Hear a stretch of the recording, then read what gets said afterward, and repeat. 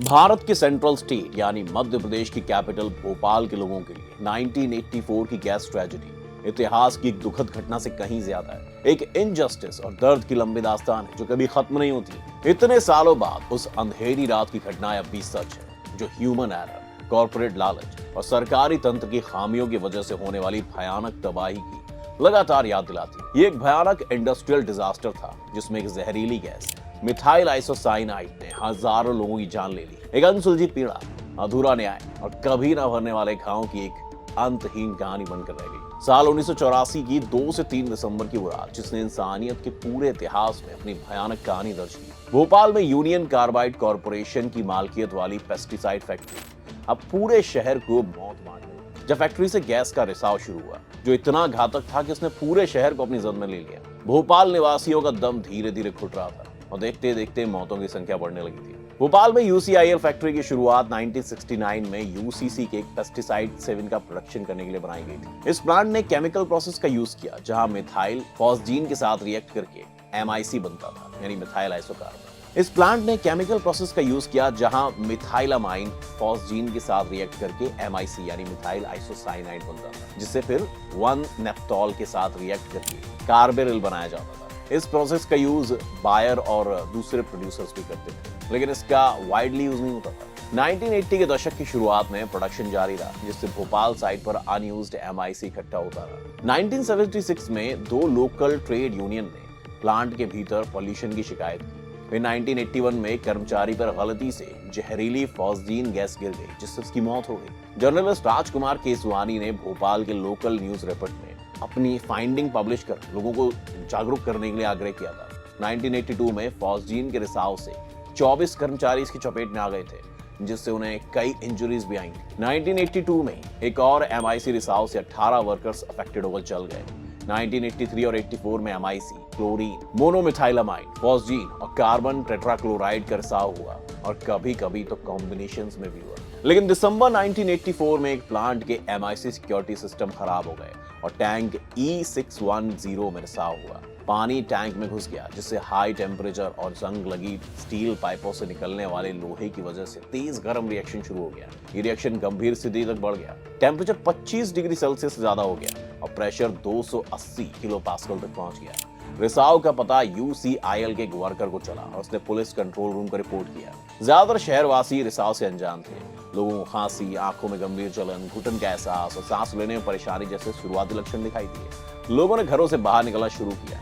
अब एक बड़ी सी भीड़ सड़कों पे भाग रही थी और लोग उल्टी कर रहे थे, मरते जा रहे थे। शमशान घाटों की कमी शहर के लिए एक बड़ी प्रॉब्लम बन चुकी थी। ये भारत में होने वाला सबसे बड़ा इंडस्ट्रियल डिजास्टर था दोस्तों, और आज तक ये इकलौता ऐसा डिजास्टर है। उस टाइम तक सरकारें भूकंप, बाढ़, साइक्लोन जैसी नेचुरल डिजास्टर से निपटती रही थी। इस तरह की आपदा से प्रबंधन का कोई प्रबंध नहीं था। वो बिल्कुल समझ नहीं पा रहे थे कि इस स्थिति पर कैसे रिएक्ट करें। हालांकि यूसीआईएल की parent company Union Carbide Corporation, जो United States of America based एक मल्टीनेशनल है, उसने इस ह्यूमन ट्रेजेडी से निपटने में मदद करने के लिए कुछ भी नहीं किया। जब यह घटना घटी तब आधी रात थी और उस टाइम ज्यादातर लोग अपने घरों में सो रहे थे। सांस लेने में जब उनको परेशानी हुई तो कई लोगों ने अपनी कारों में खुद को बंद कर लिया और शहर से कहीं दूर भागने की कोशिश करने लगे।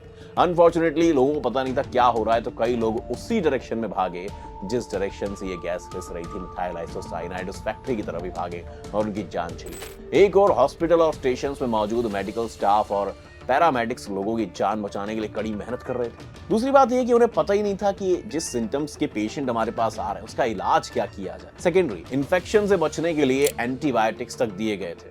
आंखों में जलन को कम करने के लिए आई ड्रॉप का यूज किया जा रहा था, जिससे कोई फायदा नहीं हो रहा था। सूजन का इलाज करने के लिए स्टेरॉइड का यूज किया गया था और पेट की समस्याओं से निपटने के लिए एंटासिड का यूज हो रहा था। ज्यादातर डॉक्टरों के पास यही दवाई थी तो वही दे रहे थे। वहीं दूसरी ओर प्रॉब्लम से निपटने के लिए गैस की पहचान जरूरी थी, क्योंकि दोस्तों इसका एक सिंपल सा सोल्यूशन था।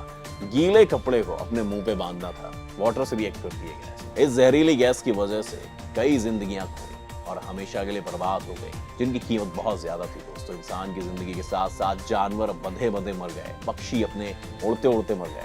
इंसान की तो जिंदगी गई दोस्तों, साथ ही साथ जानवर जो बंधे हुए थे गाय भैंसे वो मर गए, लोगों की लाशें सड़कों पर थी, और तो और परिंदे अपने घोंसलों में भी मृत पाए गए। दुनिया को इस बात का लेकिन कोई एहसास नहीं था कि डिजास्टर दुख की एक लंबी कहानी की शुरुआत बढ़ता है। बदकिस्मती से ना तो जहर और ना ही इसके इलाज को अच्छी तरह से समझाया गया था। इस ट्रेजेडी के बाद के हफ्तों में कई लोगों ने कहा कि सबसे बुरा दौर बीत चुका है और पीड़ितों को अब एनीमिया और टीबी जैसे नॉर्मल बीमारियां हो रही हैं। हालांकि ह्यूमन हेल्थ पर MIC का इम्पैक्ट और गैस के कांटेक्ट में आने वाले लोगों के इलाज का कोई सटीक तरीका अभी तक नहीं मिला था। और दो और फैक्टर जले पर नमक छिड़कते हैं। पहला कि इस डिजास्टर से पहले भी जहरीली गैस हवा में मौजूद थी, इसलिए इस ट्रेजेडी के बाद पैदा हुआ हर बच्चा उस ट्रेजेडी का शिकार होता है। और दूसरा, UICL कारखाने में और उसके आसपास फेंका गया केमिकल वेस्ट वाटर सप्लाई में पोल्यूशन भर रहा है।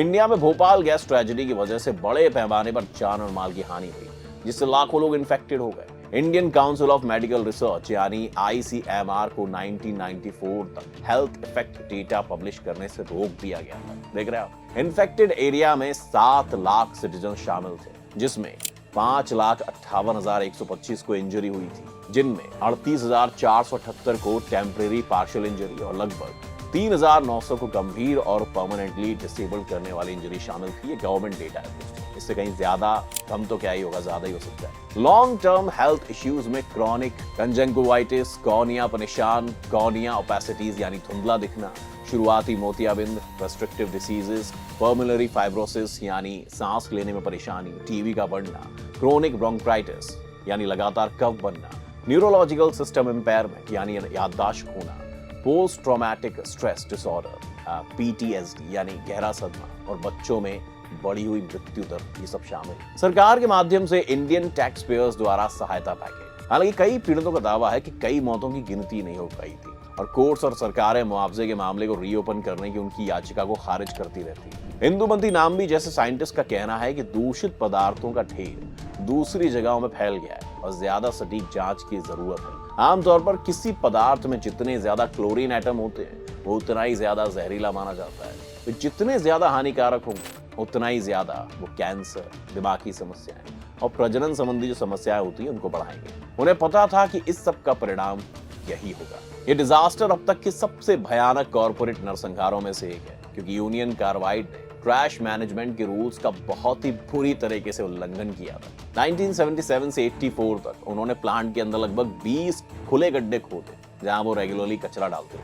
उन्होंने 3 सन एवेपोरेशन पॉन्ड खोदे, उसमें हजारों टन जहरीला कचरा फेंका। उन्होंने वहां जो लाइनिंग लगाई थी वो 1982 में टूट गई। उन्हें ये पता था, लेकिन उन्होंने इलाके के लोगों को बचाया नहीं। यहाँ तक कि पोल्यूशन कंट्रोल बोर्ड को भी नहीं पता था इस बात का। डॉव केमिकल ने जुर्माना चुकाया और एक अमेरिकी मुकदमे का निपटारा किया, लेकिन ये अभी भोपाल की साइट को साफ नहीं करेगा और वहां रहने वाले लोगों को पीने का पानी नहीं देगा। भारत में केमिकल रिसाव, गैस रिसाव और इंडस्ट्रियल एक्सीडेंट अभी भी हर समय होते रहते हैं। ये क्लियर नहीं है कि हमारे वर्क प्लेस ऑफिसर और पोल्यूशन कंट्रोल बोर्ड अपना काम कर रहे हैं या नहीं, पता ही नहीं हमें। प्लांट्स का इंस्पेक्शन करने के लिए पर्याप्त लोग नहीं है। हमारे चारों ओर एक क्लियर खतरा मंडरा रहा है जिससे निपटा नहीं जा सकता है और इसकी जांच की नहीं जा रही क्योंकि सब कुछ नॉर्मल समझा जाता है। इंडिया को आजादी मिलने के बाद ये गैस रिसाव एक बड़ा इवेंट रहा है, लेकिन इसके बारे में भी ज्यादा बात नहीं होती है। इस डिजास्टर का इंपैक्ट दुर्भाग्यपूर्ण शहर भर और वहां रहने वाले लोगों की इज्जत से कहीं आगे तक फैला था दोस्तों। जिस तरह से केमिकल और खतरनाक वेस्ट मैनेजमेंट को नजरअंदाज किया गया, जिस तरह से वर्कर्स के सेफ्टी प्रिकॉशंस की जरूरत थी उनको नहीं दिया गया और जिस तरह से एनवायरमेंटल मैनेजमेंट के लिए कानून को मजबूत किया गया था, इस सिचुएशन के बाद सभी पर अलग अलग इफेक्ट पड़ा। शायद यही वजह है कि हमने पिछले 30 सालों में भोपाल में हुई ट्रेजेडी के बराबर कोई दूसरी ट्रेजेडी नहीं देखी है। हालांकि अभी भी काम किया जाना बाकी है। भारत में छोटे मोटे इंडस्ट्रियल एक्सीडेंट, जिन्हें कभी कभी मिनी भोपाल भी कह दिया जाता है, उनकी संख्या लगातार बढ़ रही है। कई इलाकों में खतरनाक जहरीला कचरा जमा हो रहा है जो जमीन और पानी दोनों को जहरीला बना रहा है, कई लोगों की जिंदगी को खतरे में डाल रहा है। हालांकि हमारे पास इन खतरनाक इलाकों को साफ करने के लिए जरूरी रिसोर्सेज या तरीके नहीं, लेकिन क्या हम इस बात के लिए कुछ उपाय कर सकते हैं कि न केवल एक और भोपाल बल्कि मिनी भोपाल भी कहीं ना हो। भोपाल में हर नए दिन के साथ गैस रिसाव की कभी ना खत्म होने वाली ट्रेजेडी अपनी लंबी छाया डालती है। ये बेरोक टोक कॉर्पोरेट पावर के रिजल्ट्स और जिम्मेदार लोगों को जवाबदेह ठहराने की जरूरत की सख्त याद दिलाता है। तो ये थी दोस्तों भोपाल गैस ट्रेजेडी की पूरी दास्तान। आपको हमारा वीडियो कैसा लगा हमें कमेंट करके जरूर बताएं। पसंद आया हो तो हमारे चैनल को जरूर सब्सक्राइब करें और आप किस टॉपिक पर वीडियो देखना चाहते हैं कमेंट करके हमें वो बता सकते हैं। Thanks very much.